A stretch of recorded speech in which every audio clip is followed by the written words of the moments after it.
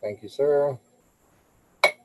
I call this meeting of the Archaeological Review Committee of Thursday, December 3rd to order. Have a roll call, please. Yes, sir. And is there any way you can turn your sound up, Chair?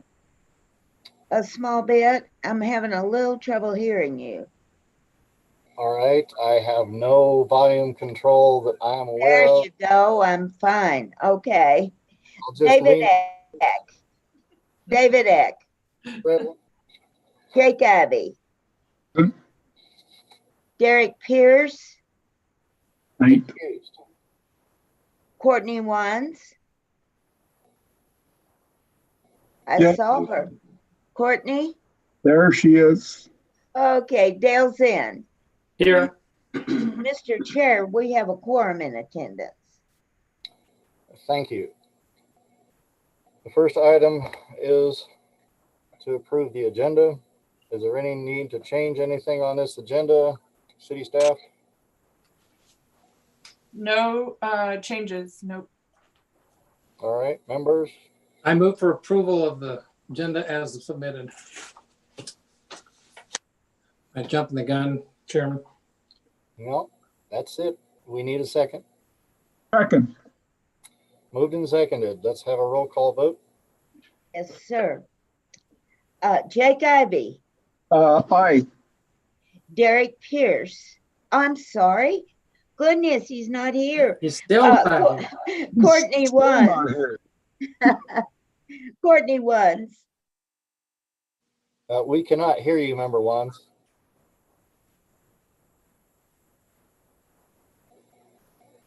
Hold your hand up if it's yes.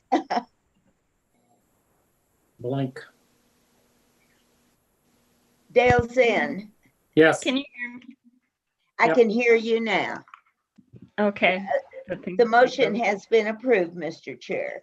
Thank you. We'll move on to approval of minutes of November 5th, 2020. We have that in our packet. Members, members, I have one comment, Chair. I'm shown as member being present in the roll call, but then I wasn't there for the first two things, which was the agenda and the minutes, and then I showed up. So I don't know if that's a technicality you would say. Arrived Mr. late. Chair, I did that the way that we do the city council minutes and showed you as present, but I showed you as being absent for the vote. Okay, as long as it's good with those powers that be, I'm fine with that. I have something on page 11. 1, 2, 3, 4, 5, 6 paragraph. It mentions my name and it says, as it is so noted here in the minutes, that I would make a recommendation that probably to have an archaeologist on site too, and then it's ... I would beg to offer archaeologist on site to monitor the work as the correction to that blank space. Okay, you've got, so that it would state there'll be an archaeologist on site to monitor. Correct. Okay, I have it. Thank you. That's all, Mr. Chair. thank you, Dale. Member Ivy,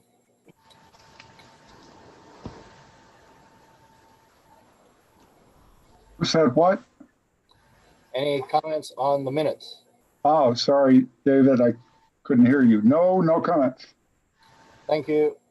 Member Wands, No comment. thank you. I have nothing to add. We can entertain a motion. I move for approval of the motion as corrected. That was a motion to approve the minutes. Yeah. Searching for a second. Second. Moved and seconded. Let's have a roll call, please. That Courtney Wands, Aye. Dale Zinn, Yes. Jake Abbey. Aye. Mr. Chair, the motion has been approved. Thank you. It is now time to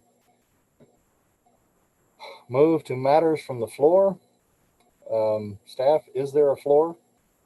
Actually, Chair Eck was going to be my question is if Lanny can see if there's anybody that's joined, because I don't see anybody, but I may not be as adept at this format as she is. There's somebody who has their hand up as an attendee. Okay, and for some reason I can't see that. So Lanny, maybe can you, when there's somebody asking to speak or join, because somebody should be here to represent the applicants, and I'm assuming that's who's raising their hand. I can't hear you. Sorry, I'm trying to figure out how to do that. Yeah, it doesn't even show up on my screen. Under the participants, it's not there. Attendees, there's a Tim Rogers. Oh, that's right. Tim Rogers wanted to speak from matters from the floor. So I don't show either of the applicants, but only Tim Rogers is an attendee. okay, and I'm going to email them real quick and let. Mr. Chair, is Mr. Rogers is he in attendance? Mr. Rogers, Yes, I am. can you speak up a little bit and I will need to swear you in? Yes, I can speak up. Can you hold your hand up virtually? I can do that. Yes, ma'am. Under penalty of perjury, do you swear the testimony you are about to give is the truth, the whole truth, and nothing but the truth? I do swear that. Thank you, Mr. Rogers. Please tell us what you have to say. Okay, thank you.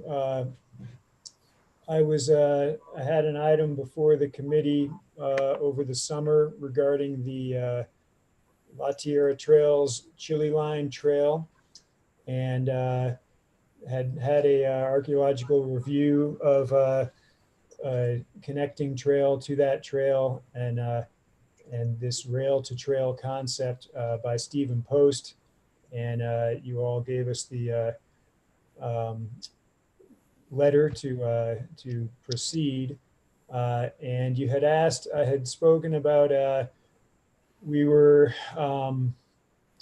debating about how we would deal with a few gaps in the rail bed. And you all had asked me if I would consider letting you know what we decided. And so just as an informational item from the floor. And so that's why I'm here.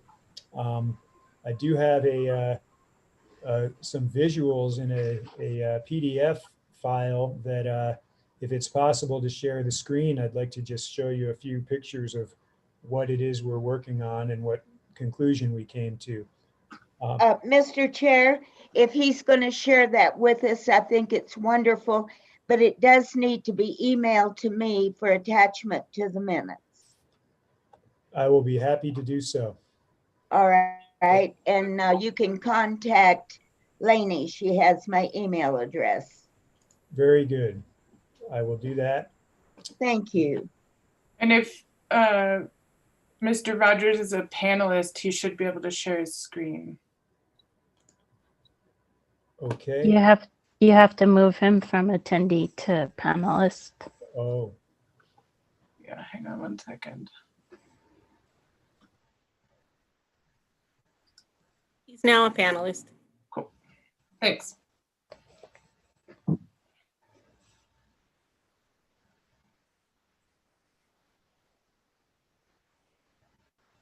great. I don't see him. Does anybody else see him? Mm-hmm. The camera's turned off. Okay, thank you. Good. I thought maybe I'd done something wrong. I should be about to appear. Here I am. There we go. There he is. Thank you. And I guess if I hit share screen, perhaps you will all be able to see what I'm looking at. Yes. So, here we go. Okay, PowerPoint presentation. Well, it's a PDF. Okay, so this is the map that had been included with the original report. And the only change I did was to identify the two gaps that I wanted to talk to you about. So I think you can probably see the hand that I'm moving along. This is where the Chili Line rail bed is in La Tierra Trails near the relief route.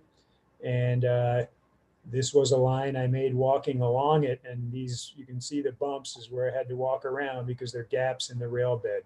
So we had discussed, well, there are three strategies. One was to do what I did, which is just to go around. But really, we wanted to consider, at least on one of them, to restore the actual grade of the rail bed.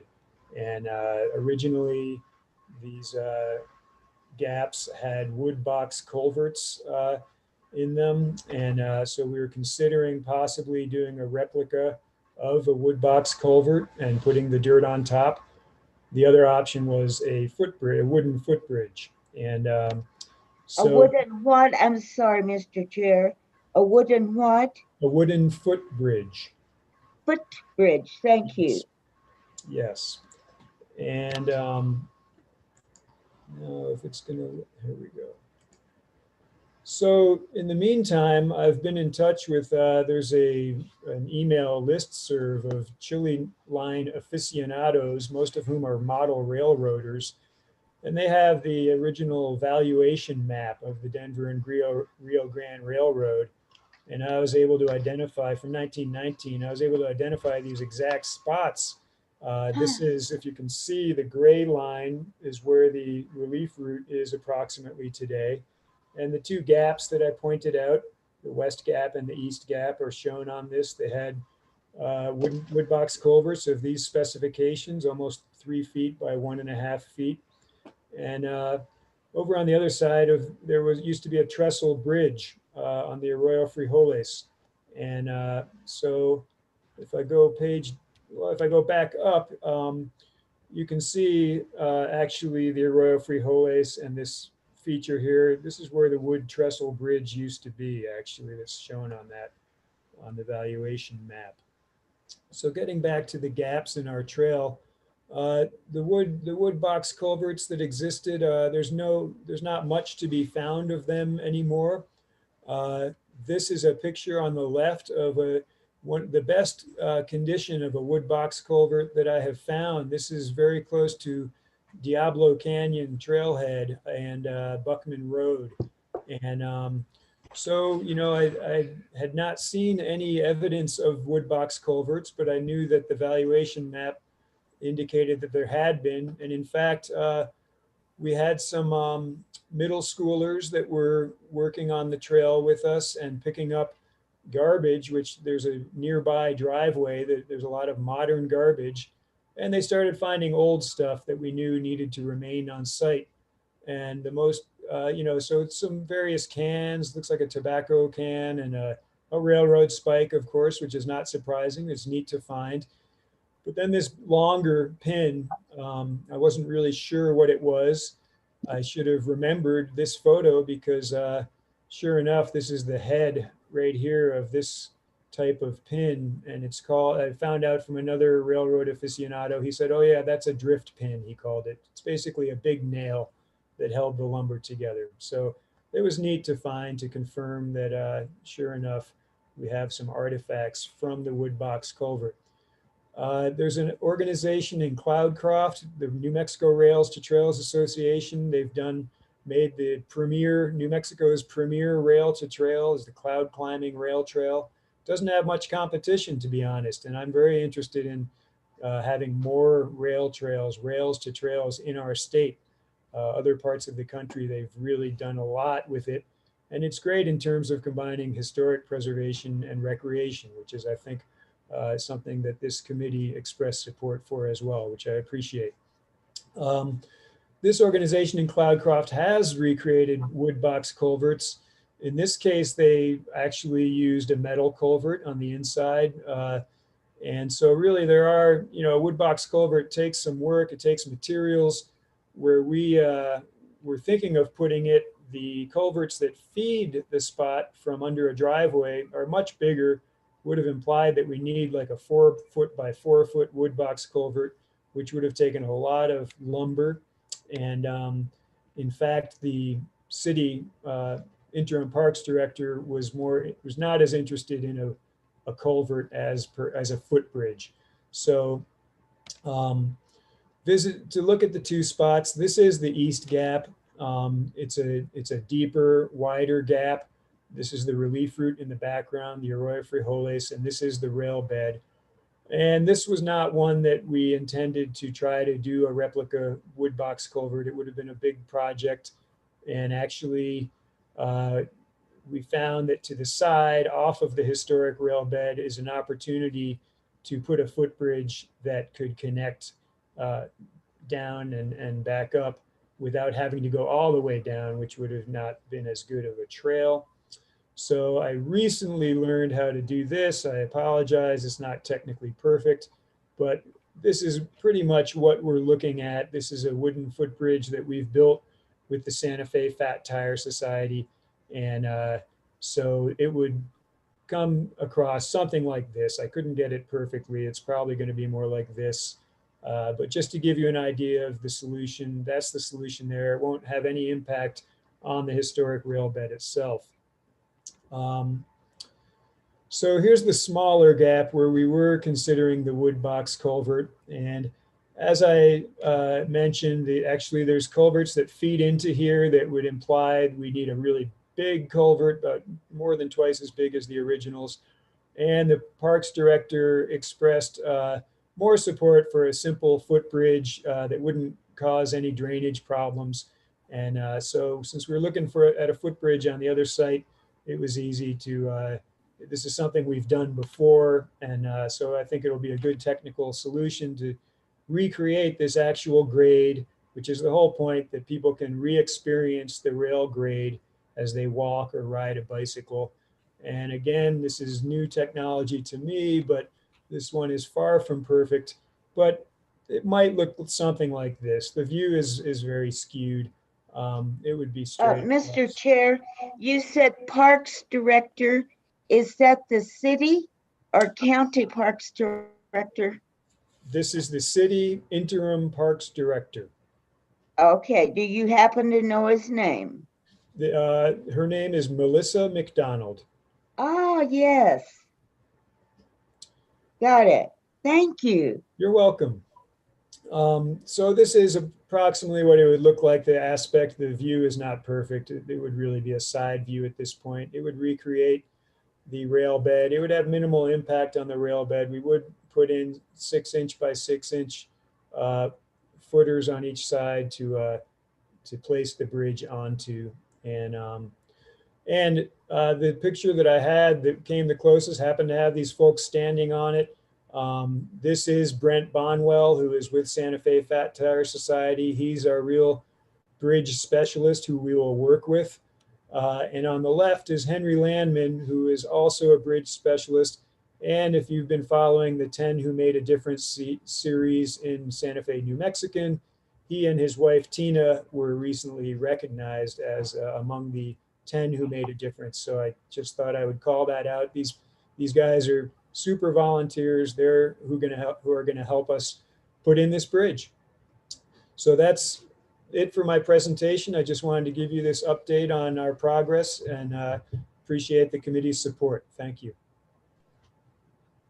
Thank you, Tim. That's very nice. It's 20 times better than anything I could have done in terms of illustration. Well, thank you. You do a great job with the trails. And you took Paul Duran and I out to this area in La Tierra. I guess it was like 2 or 3 years ago. And it was great to hear you talk about it and your enthusiasm about the project and stuff. So it's nice. Thank you very much. And I'm glad I had that opportunity to take you two out there. Yeah, it's great. I would suggest, this is Dale Zinn speaking, if I can, Mr. Chairman, what's the width of this bridge, do you know? Yep. Yes, the tread is likely to be 3 feet, and the total width would be 3 feet 8 inches, if that's the design that we go with Brent Bonwell. Do you have to meet any ADA rules in that?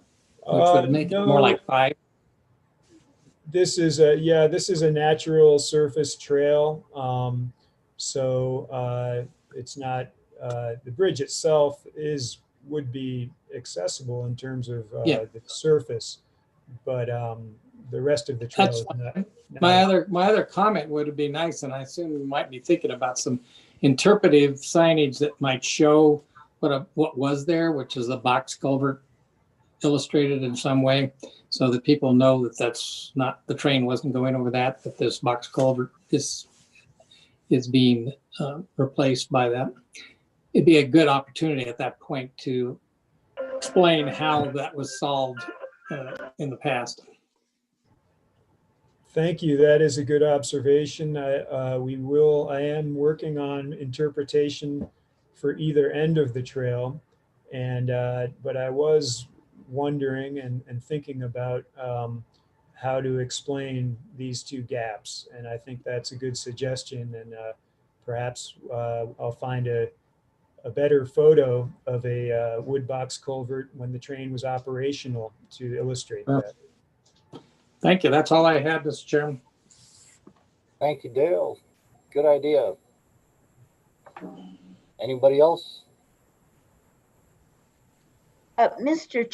Chair, I would like a clarification. I was not sure if Mr. Rogers said that they did or did not have to meet individuals with disabilities guidelines.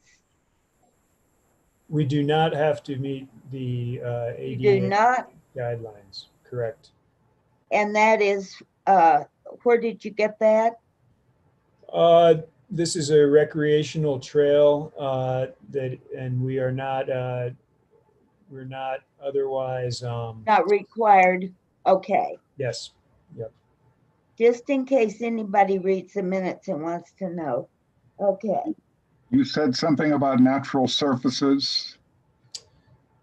Yes, so that part of the explanation also is that we would prefer not to really do anything to the natural surface of the rail bed. So it will be just the dirt that's in place. All right.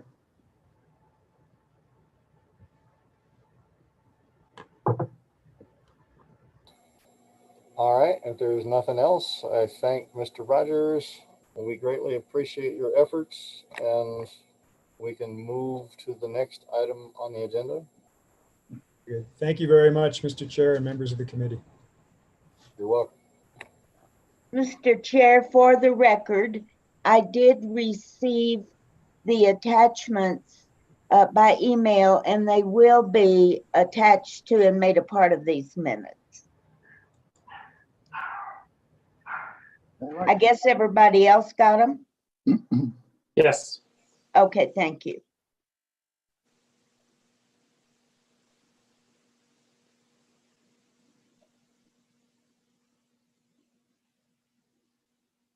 I'm not sure I'm doing this right. Hang on one second.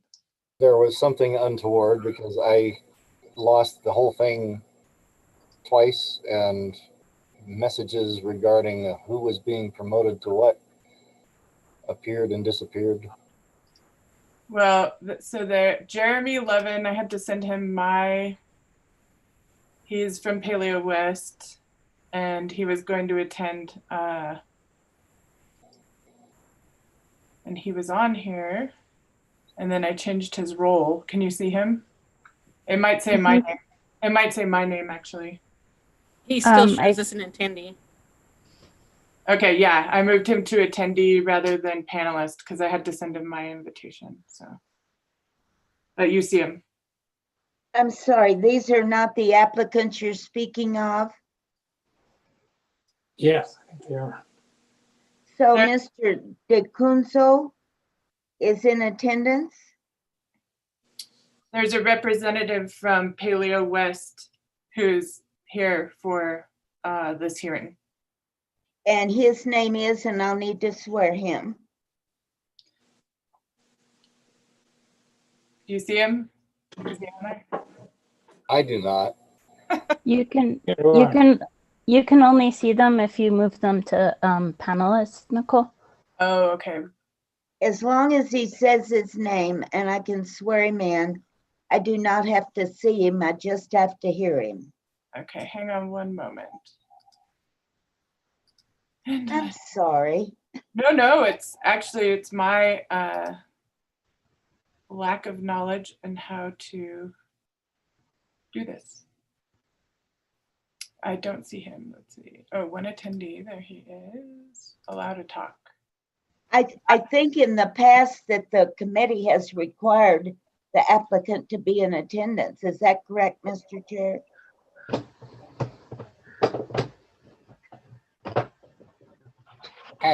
There's no one present to speak on any matters pertaining to the applications.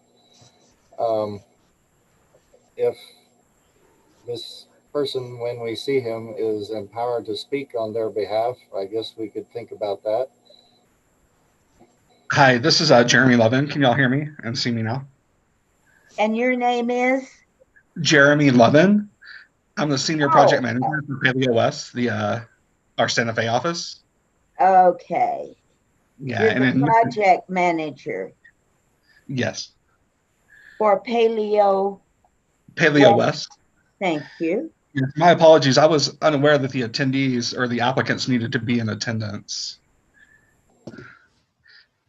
Or actually, that we Well, I needed- was asking the chair. I'm sorry, I'm not trying to run the meeting, but normally they have postponed if they're not in attendance. And that was what I was asking. Nicole, please fill us in. So usually as long as there's a representative present for the hearing that can speak to, I don't know, I don't know about the application for listing. I mean, that might be a little bit different in some ways, but for cases and reports that come forward, as long as there's a representative present Okay. to speak on behalf of the project, that's been allowed. So with HDRB, and I'm trying to think of a case where we've had that happen with ARC. And so that's my 2 cents.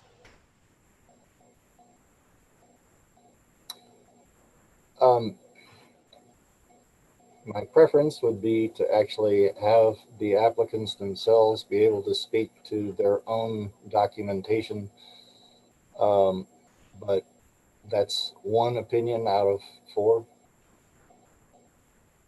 And Mr. Chairman, this is Dale Zinn speaking.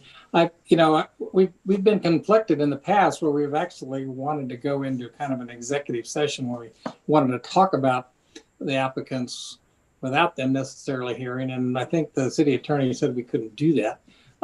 So I think if we were going to be discussing their vitas and their specifics, positives and negatives, and you said their reports, and I would feel much more comfortable having them as part of this meeting. All right, thank you, Member Zinn. Continuing the poll, Member Wands. Oh, I don't know. No comment. Pass. All right, one fence sitter, Member Ivy. I'd go with Dale. I think we'd handle this better if they were indeed present.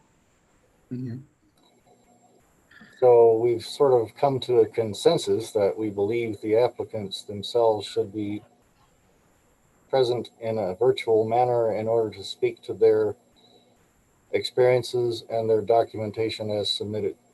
Yes.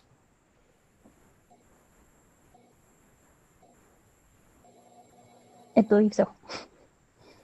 All right. So having had that discussion, before we actually got to the physical item on the agenda. Where do we stand in terms of procedure?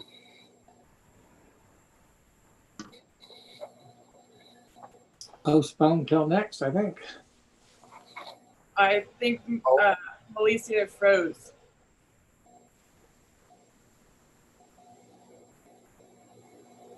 Matters But- before action items, your own action items.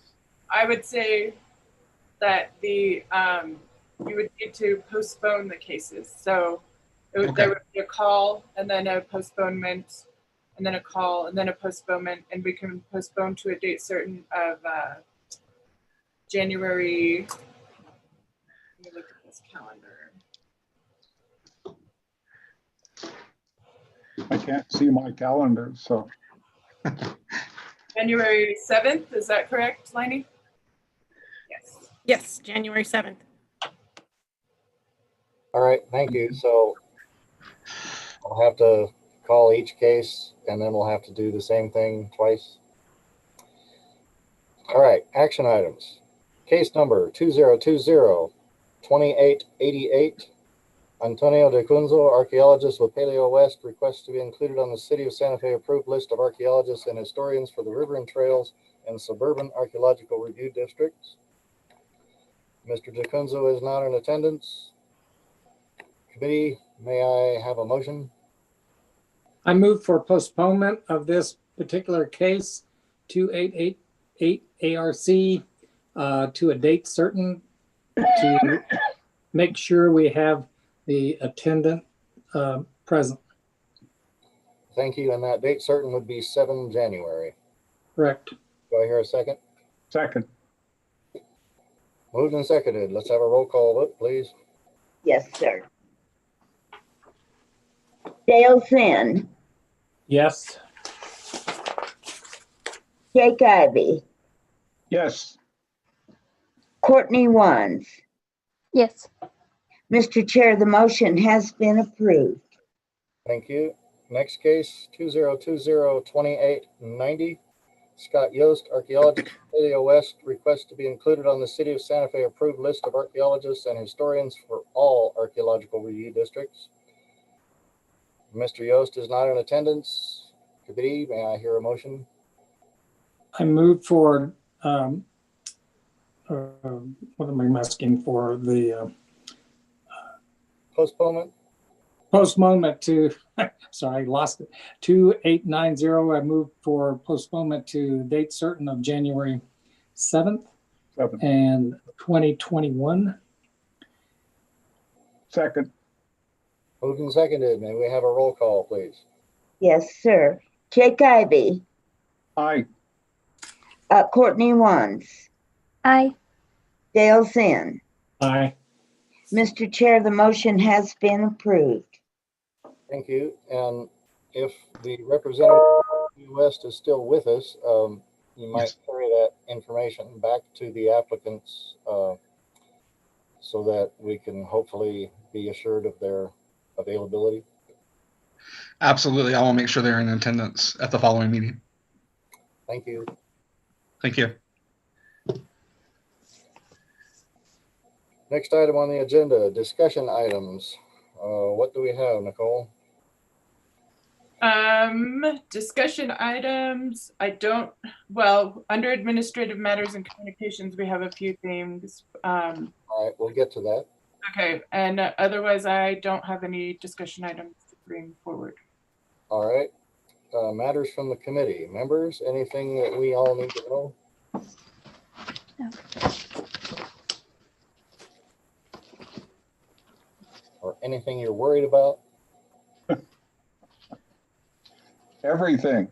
If you're too verklempt to talk, signify by raising your hand.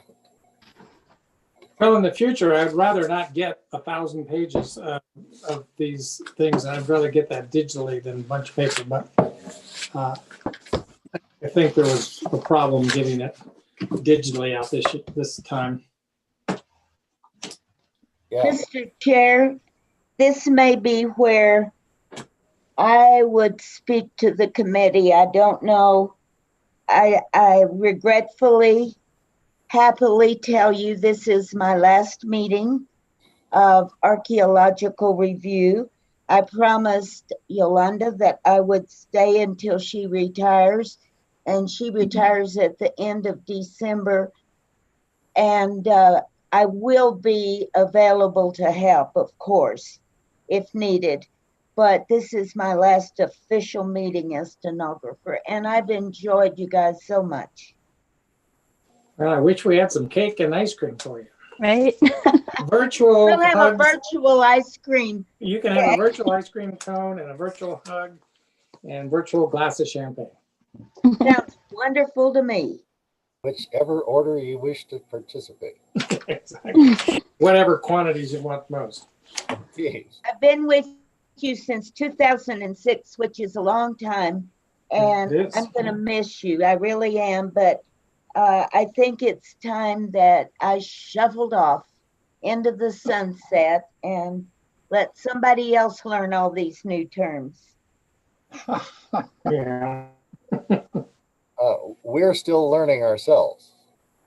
Well, it's We're been making it up. education for me, and I love learning something new. So I've enjoyed it so much. I'm a frustrated archaeologist anyway.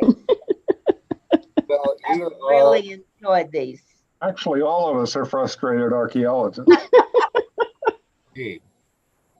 You are a pearl. I have to tell you what my dad told me. In 1957, I went to New Mexico State University as a freshman, and I wanted to major in archaeology. And my dad told me, he said, you know, that's really not a profession right now for women, and you might have a hard time getting a job. So why don't you get your teacher certificate, and then I will pay for you to get your master's in archaeology. So that's the way it was in 1957. Well, Actually, that was one of the few careers that women broke into early on and were good at. Is Yes. archaeology. Kathleen Kenyon. Yeah, especially in New Mexico. And New Mexico's the place to be, you know. It was a So, perfect place to be. Jake is but doing. my dad was born in 1914, so, you know, a little different in those times, even though he was a teacher himself. So,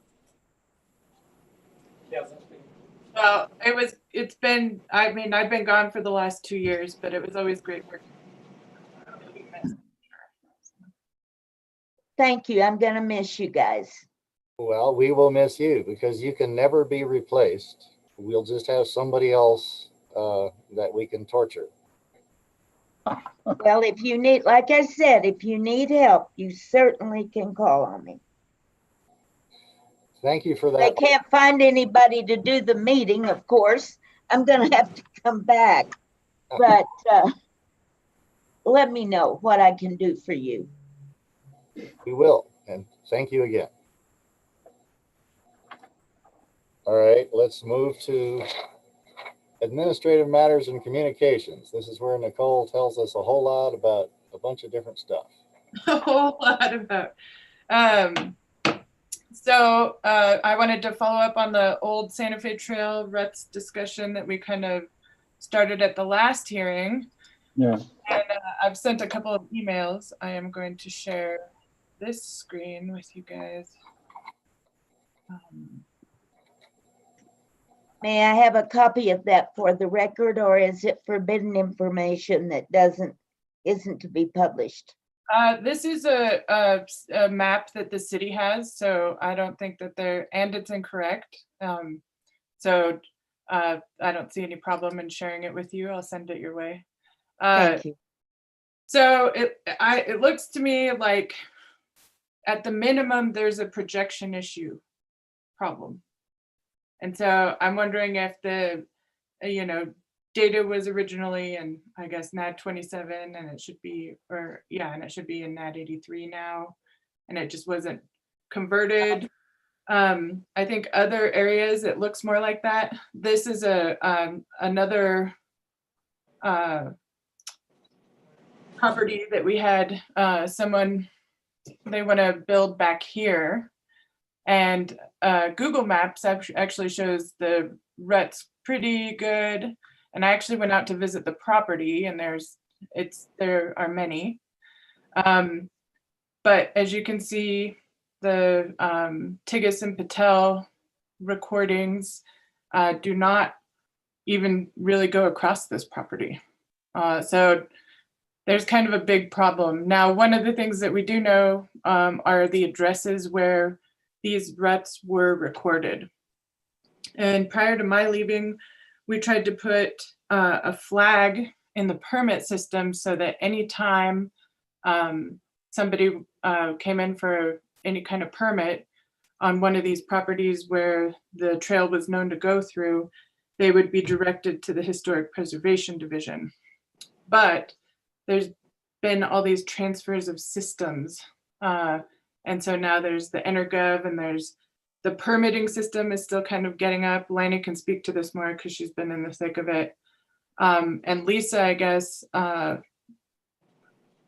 also had talked about doing this flag in the permitting system, and we just haven't gotten there yet, but I think there's probably a good opportunity to do that. But I want to address I want to figure out kind of what's going on with why the ruts are not in the correct spots. Because as you can see, I mean, there's many of them where they just go through a house. And then, like I said, I know for a verifiable fact that there are trail ruts here, and the markings are there. So. Nicole, I'm not certain it's a projection issue because the location that caught my attention and started all this discussion, it's off by a bit, but it's not off by much, and it's off by far less than the issue that I'm aware of.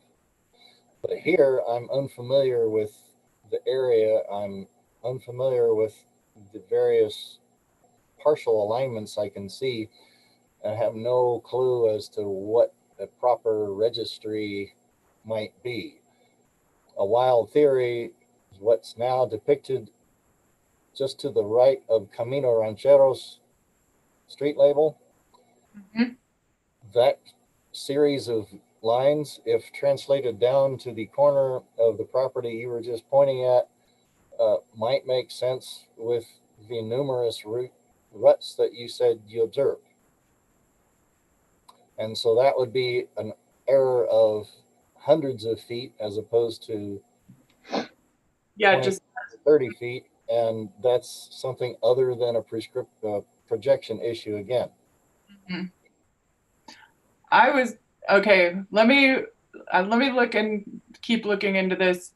Yeah, I was thinking maybe that these two green lines that I was pointing in should be over here, but maybe not. And then I haven't read the Tigges and Patel, or Patel and Tigges for a little bit, so I wanted to go through that again. And then here, let me share this screen with you all, because this is another one that, or this is the one that I sent you. And so I, maybe incorrectly, and this would be the different direction, and maybe this is kind of Eric, what you're getting at. I mean, either this line would be back here, up here, and then come here. What you just pointed out with your cursor to the southwest of that house, that's it. That's the along here. Yeah. It leaves the property pretty much on the trajectory shown by the red line, but it should be shifted about 30 feet to the southwest of its current location in order to register with the physical on the ground trace. And you can see it on the adjacent property as well. It's a little less clear, but making that shift to the south and west would bring the dog leg that shows up on the image that you showed us over onto the subject property Yep, that I we're can, looking at, and then things would line up fairly nicely. okay. And, one of the things I think that's a benefit maybe now too, and I'll keep checking this out. We have better aerial images, even just with Google. So that might help us get a handle on why this is off. It looks like maybe the parcel lines are a little off too. So let me check on that. Now, the other issue that came up with this property is that, so this house, they're remodeling, and that was all the discussion, was this addition that they're putting, I can't remember, it's back here, I think somewhere, and some remodel to the house. And so their permit, when they went for it, was for that. And this was flagged as a property having the wagon ruts going through it. However, there was no knowledge that this area was going to be disturbed because they've done this as part of their landscaping and there's no permit required for it. So that's like May another. I get an address or of the house on, so I can have a location? This house is 514 East Coronado. Thank Right. you very much. And then the last picture, I think it had it on there, but that was 1122 Old Santa Fe Trail for the first one that I showed. Thank you. So those are the issues that I am seeing, and then now glad to have the discussion and maybe not look at this projection issue so much, but just the incorrect placement for some reason. And I don't know if there are any other like thoughts, comments, paths to consider, anything like that. So. Well, I think we've got you on the trail, as it were, Okay. and you will learn What has everything that we need to know. And then as far as me being here, I will be here for the January meeting. And then on this issue, I think I can just kind of continue to kind of help work it out. If I'm no longer on contract in February, I can still probably work to help resolve this problem. Thank you. Mhm. So you're physically in town now? No, I'm in Tahoe. You're in Tahoe. Lucky you. I know, and right by the casinos, but you can't really go to them because of COVID. Did it snow? It snowed a few weeks ago, and now it's pretty like melted and crunchy. It's been beautiful out, actually. The air's cool, but the sun is very warm. So not a cloud in the sky today. So, but I was out in New Mexico the second week in November. And that's when I went to that property off of Old Santa Fe Trail. And then hopefully I'll be back again in February. Is my plan. All right. And then Next item.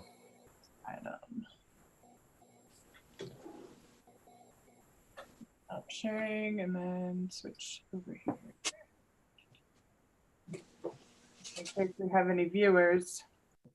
The approved list of archaeologist and historian application requirements. So this is something that I feel like I remember last year, or maybe it was the year before, in a hearing that I was in attendance at, that writing samples weren't necessary, but charts of experience were. And so I just kind of wanted to nail down what the committee would like to see in terms of applications. Well, yes, we've gone round and round about this. The good old curriculum vitae is always good.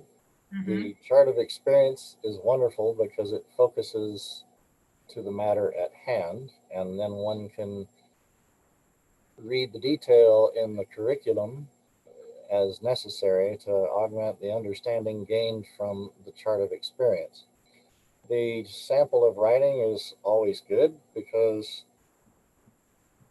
we've had some applicants in the past who had never authored a report in their career, and we were sort of not able to understand how that could happen and someone would want to be on a list of approved archaeologists in Santa Fe. So it was requested at some point, and it became probably more than habit than anything. I sort of share a general discomfort about the requirements because I'm not sure it's spelled out all that well in the ordinance. And it's been more or less the sort of consensus of the committee members as to what they want to see. And it would be nice if it was fixed, written on less than one sheet of paper, and could be handed to everyone so that it's always the same. Yeah. Okay, and I think that we can, we probably can't amend the ordinance while I'm here. So we can put that on a list of tasks for the incoming individual. It's gonna be long. But I think that we can, we'll run this through the city attorney's office and see how we can make it like, I think that administratively, staff can really just kind of guide people on this and make it like a requirement, just the same way that we have certain requirements for submittals for H-board applications or ARC applications. So I think that we can at least do that pretty readily. And then it would be good if it's in the code at some point, and so we can just earmark that. Okay. Before we leave this general topic, in preparation for tonight's meeting, I did refer to the list of approved archaeologists and historians on the webpage. And I noticed one thing that was a little odd, and I wasn't able to find minutes to inform as to any details. But on the existing list as presented on the webpage, a Mr. Let me get to the right page so I don't misspeak. Mr. Kai Miller of Paleo West is listed, but he has no criteria after his listing. It is not possible to tell from looking at the list whether he's approved in 1, 2, or 3 of the districts, or if he's also interested in listing as a historian, and if he's also interested in being listed with respect to historical archaeology or the annual unmarked human burial excavation permit. So David, doing Mr. Miller and his company a disservice by not showing exactly how he is qualified. And so folks perusing this list might choose to pass over his listing if they have no prompting for appropriateness of pursuit of him as a contractor. Okay. I think that we can, Lanny, we can look at the case, and then I'm pretty sure I remember when he came forward and that it's just river and trails, not downtown, no historian and no burial, but we'll double check that. That's my vague recollection as well, that it was suburban and river and trails. Yes, suburban and river and trails. Yeah. But if you can verify that, that'd be wonderful. Okay. All right, moving on to your last item. So the city, now that we have been thrust into virtual everything, has made a really big push to move all agendas and packets to something called PrimeGov. And so Lanny can speak to this a little bit more, but there is a push to just go pure digital and not deliver paper packets to anybody anymore. Yay. And so, when members in brought that up earlier, I was like, oh, we're going to talk about that. So I guess we want to talk about that and see what that feels like, means, all those types of things. And Lanny does have a training video that she can send out for how to look at stuff. I know it's not paper, but it actually is a pretty good system, I think. So I'll let her speak about that in just a minute. But I do want to talk about, because of this switch to a digital format, and there's always been a push to kind of, in some manner, put the archaeology reports in an accessible digital format to the public. No. Yeah, so No. what we're thinking about here is any sensitive information going in the appendix of the report, so that it's easier to redact when the report needs to be redacted, or maybe that doesn't work at all. And so so those appendices or anything that has archaeological site location data would not be available. So, and this is kind of the challenge with the archaeology reports in the PrimeGov. And so that's kind of why I put them on the same line, is because if we start putting your packets on PrimeGov and go digital that way, which is the wish of people in the city, then that's where you're getting the packets kind of put online. And so it would change the way that people present reports a little bit, but I think if sensitive data can go in an appendix.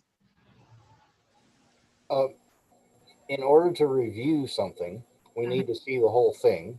In I order to agree. see the whole thing, there can't be a confidential appendix that isn't available to us. So it seems like the solution lies in developing a means of approved access, that the committee members and city staff can see everything, that members of the public could see far less. The devil in the detail of all of this, though, is going to come down to the fact that something that's occurring on a half-acre lot is kind of hard to protect locational information. If Well, and so this is kind of a challenge, generally speaking, because the address is always noticed on the agenda. And that's something that the city attorney's office pretty much said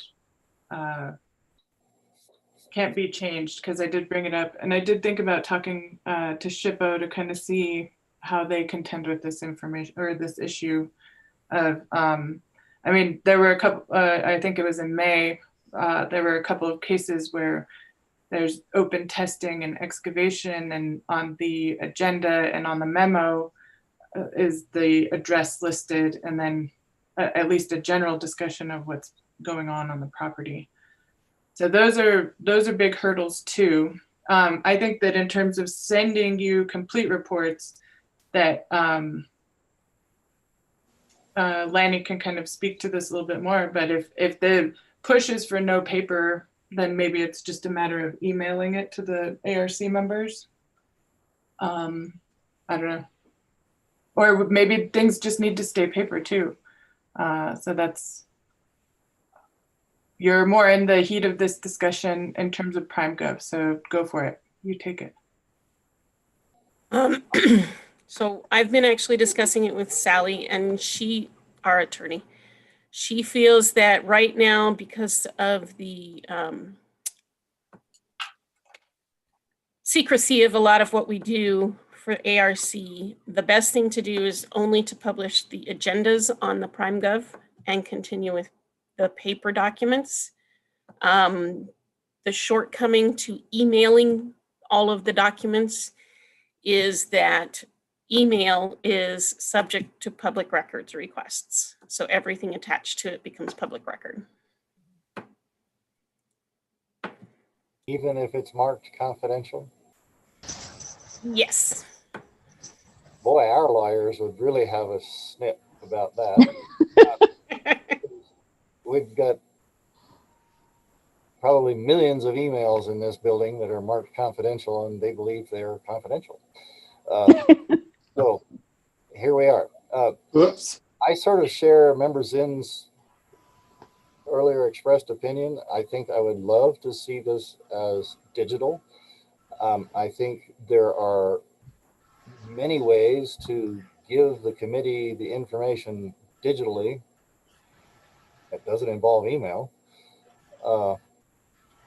There can be a secure FTP site, there can be Dropbox, there can be a host of different ways of sharing files confidentially, because only those people whose email addresses or some other identifier, so that we can stay away from the email question, allow them to have access. So we all ought to be able to go look at it, grab it, and put it on our computers. And to the extent that any of us has a lot of screens to work with, one could actually look at the document on one screen and the meeting and attendees on the other screen. It won't work too well with a little bitty laptop screen. So we might need to consider some other means of helping committee members actually accomplishing their goal and their mission. So some kind of device. I mean, it could be as simple as, if you've got some monitors you're about to retire, retire them temporarily in the direction of one or more committee members who might need to have an auxiliary screen to go with the laptop that they're using to make access to the Zoom meeting, so that they can actually splatter the document up next door to what they're talking to. You're right, Doc. And see it. You're right, Mr. Chair. I think you could attend on your phone and have a laptop or a iPad or something like that, and that would give you pretty much everything you needed. That would be about the simplest thing to do. Or print it out yourself if you really want to waste paper, but don't deliver it all to everybody else. I like the Dropbox idea, actually. Sorry, you like the what? Dropbox. Thank you. It should be a trivial matter for IT to come up with a means of giving permissions to committee members and city staff that allow access to things that nobody else can get to. Yeah, there's definitely FTP sites. Dropbox, I don't think that they'll allow on the computer. We tried to do that at the water commissioner with Paul, and it didn't work. But I think that there's definitely other ways to kind of do that. Yeah, for sure. Mr. Chair, there was a wave and I did not hear what Ms. Thomas said. Oh, I only said that there is a way to do it. Dropbox probably won't work, but there's a way to do it. Thank you. Lanny, any other discussion with the attorney? These, No.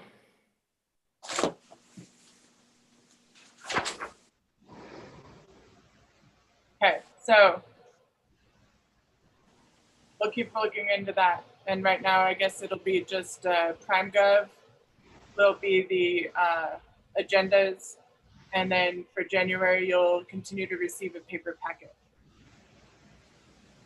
Yeah, I would have taken this off. I didn't realize that there was a discussion about that. So there will be a packet in January. Yes. Paper. Thank you.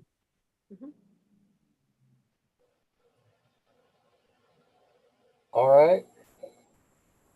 Anything else? No, that's all I have. All right, then member Ivy, you have the ball. Oh, but I thought we were still doing item I. That must be for Ivy. No, you've gone to J. We are at J.